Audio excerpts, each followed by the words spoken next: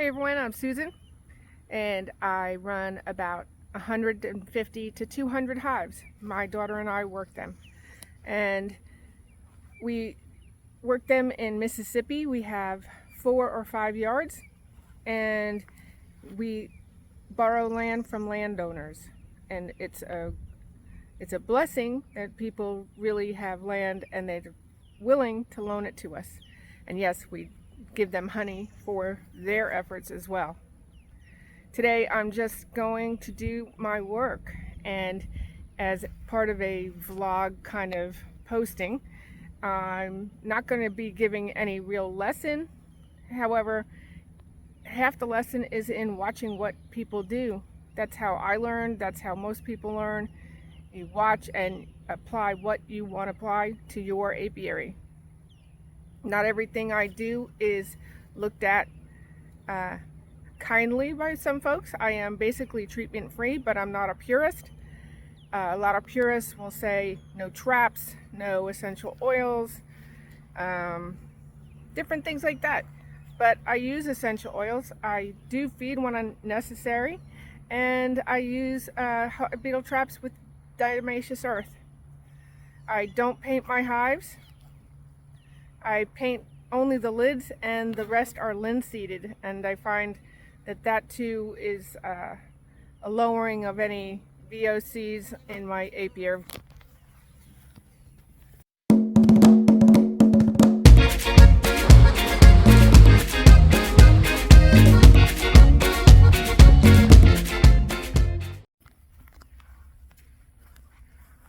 Well, shit, that hurt. That was a absolute top of the lip sting, and the fact that I didn't really swear, it makes me cry. You can't see it because I'm in shades. I freaking cry, and I'm not even in their way, so not sure what the hell that was about. That sucked. Anyway, so if you like this video, put something down below. Let me know this is what I'm supposed to be doing. And if you need lessons in something, then I'll make a special one. My kids are telling me that nobody wants a lesson, they just want to see you work. So well, let's see. I'll see. And on to the work we go.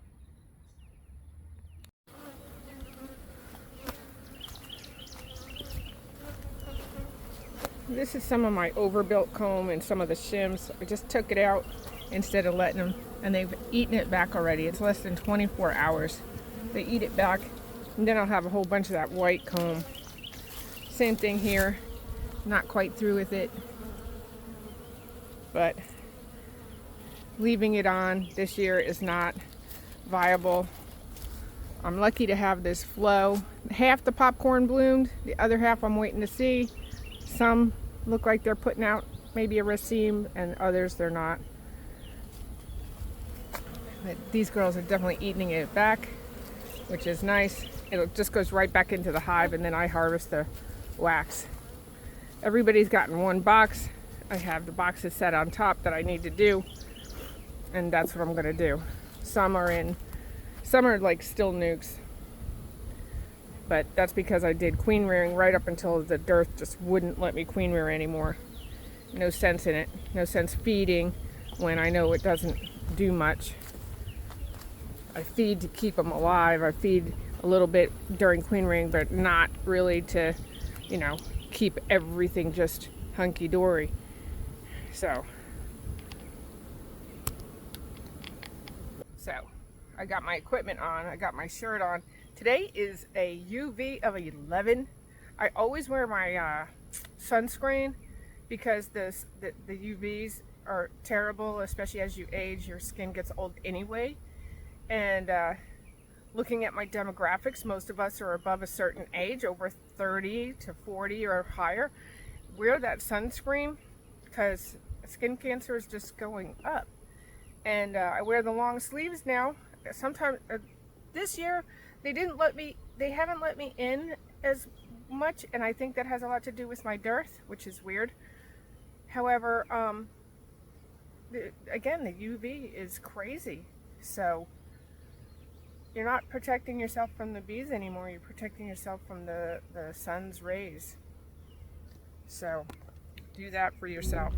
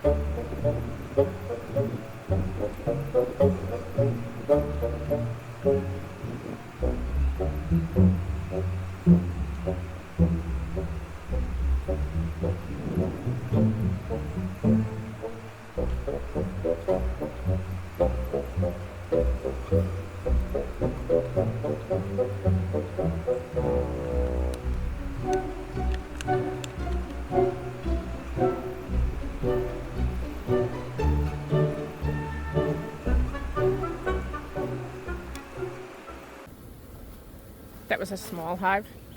She made actually 10 frames of honey in there.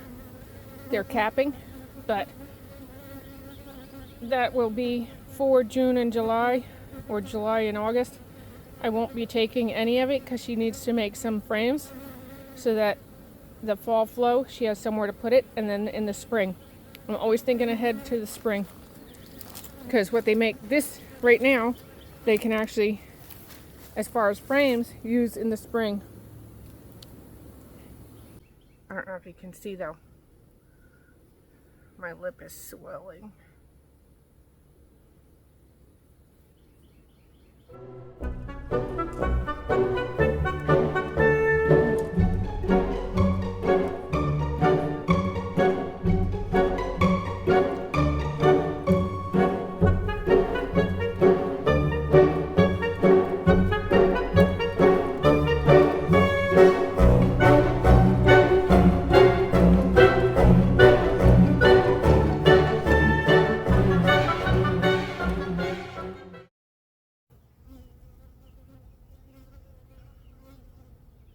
Minute lip check.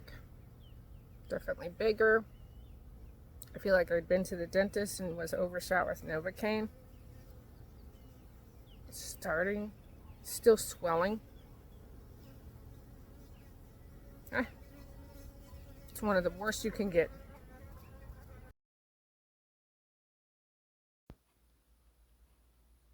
The day was actually really in and out of clouds, so this hive was done with, as you can see, the light and the dark. It's not a funny part of my filming. The bees were okay. Some gloves on, some gloves off. But the light really makes a difference. Checkerboarded. In between brood the best I can. Or at least worker size comb. Because once they start using the nectar in the worker size comb, they're going to fill that with brood.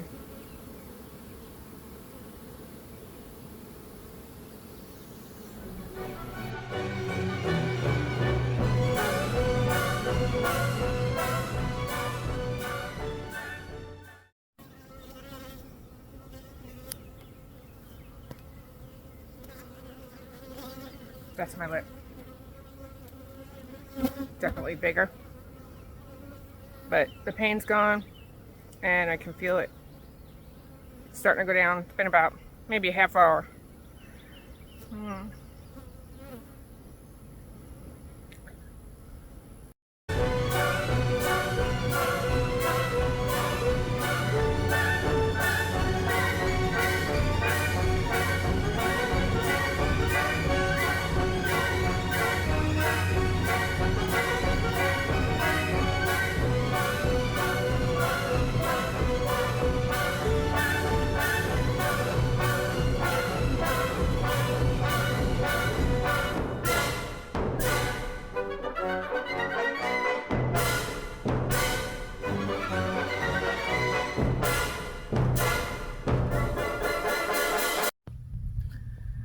This is my drink break. It's 85 to 90 degrees today. It's overcast and partial sun. It comes in and out. Bees are not all that happy with us. Somebody's queenless. She keeps coming in. I'm not gonna get stung again. Ooh. But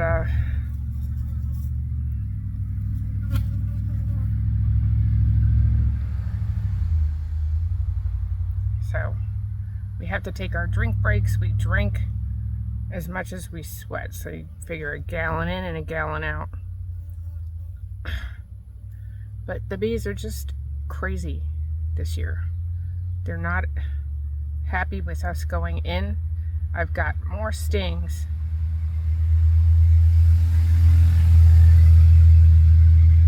Lots of traffic.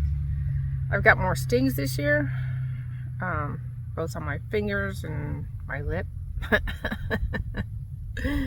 On my feet. They attack my pants like crazy this year. And all I contributed to is that they're extra protective after what they went through.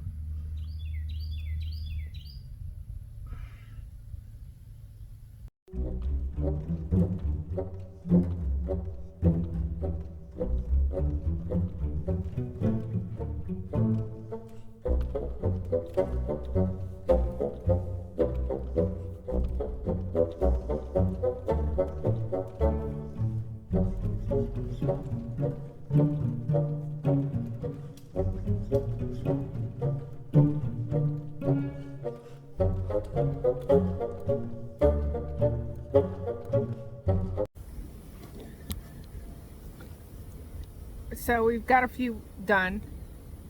Still got a nice Botox lip and it's not hurting. But you can see up behind me,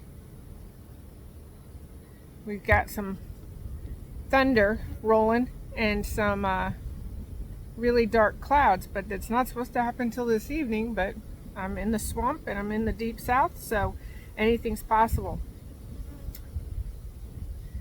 But if you're a real beekeeper, you wait until it's raining or there's lightning, because otherwise it's just a threat. Hear it?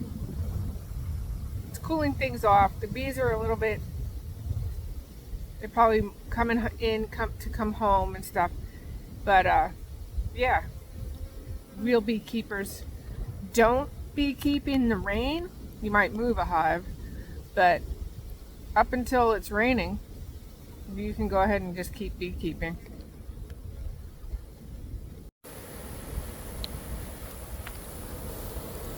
That's bees in there, just hanging on the roof.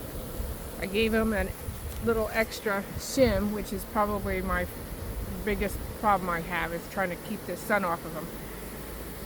This is an entrance hive. Each of those holes is their entrance, and it's based on that they are only on a solid bottom, and this is their basement. This is the brood nest, these two. They have 1, 2, and 3, and then it has a little gate where when bugs fly in, they're supposed to fly up. Well, this one doesn't allow that. It's closed off, so the bees know they go in and they have to go down, so it stops a lot of bugs. Those two there are also the same type of hive, and they seem to be doing really, really well. So this was a nuke that I put into this, and let's see, not quite a month ago, no, it's 5/7, so today's just about 2 weeks ago, I put on another, yeah, there's my date. 2 weeks ago, I put on this medium, and now it looks like she's ready for another one. I have to get in there and see, why are they just hanging around in there? Hopefully they're not overbuilding or anything, but that's what I need to look at. And we'll probably do the sped up time thing again.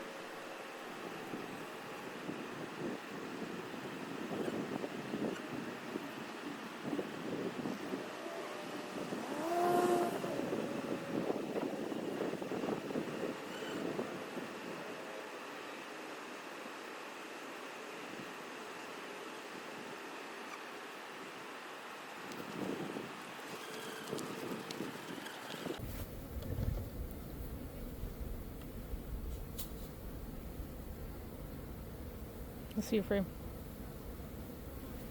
That's nice.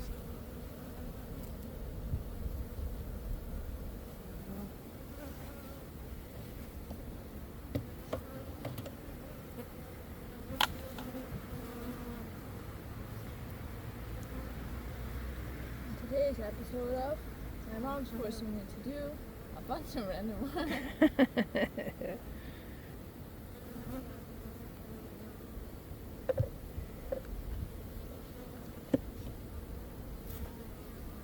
Is the top one all honey?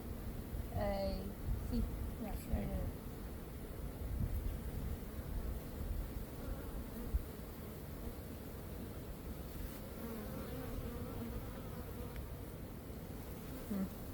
Oh, I hate honey. It's really just disgusting. She's gonna explode again in there. Get to her just in time. Careful of that lip on that box.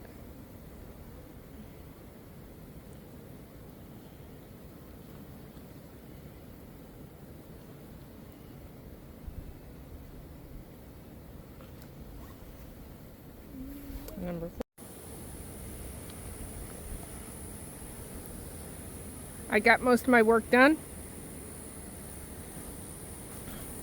but the sky is ominous, to say the least. These are rain clouds, thunder is everywhere, and my weather app says thunderstorms at 2:45 and it's 2:35 now. So I got a lot done. Everybody's fine. I had no storms today. That's always a good thing.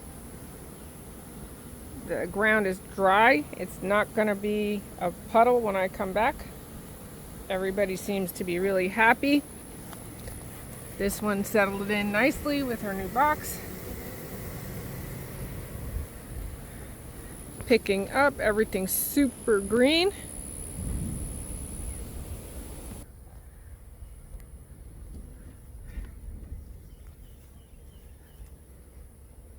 I'm not going to take off my veil because my lip is still swollen. So, working with the Foundationless is labor intensive, as you can well see.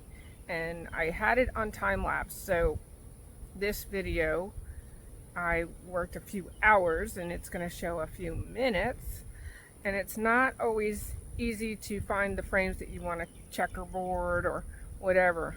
It's labor intensive.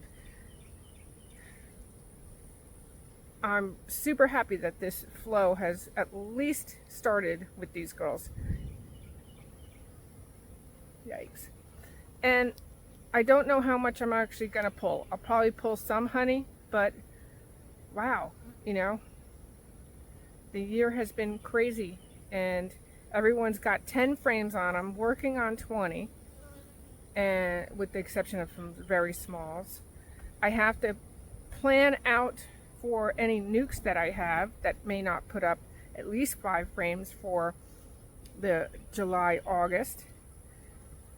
It's September 15th that any goldenrod starts to bloom. But if the second half of the popcorn blooms, I may be, you know, moving through. The no honey thing is very strange because usually I make so much honey, I almost can't sell it all. And now I'm down to just a couple of buckets left at home. And here's the truth. This is one that got stunted and I don't see any, there's no bloom on it. And the ones that have a bloom are, you know, they bloom for a month, but this could extend it if it tends to go. And maybe there's something out there I just don't see.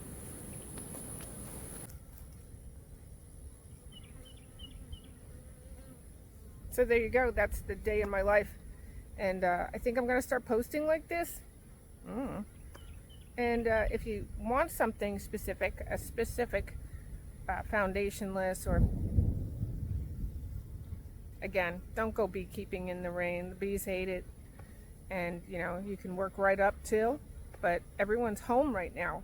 And if, especially if you're a new beekeeper and you're watching any commercial guys go in the rain, they get stung.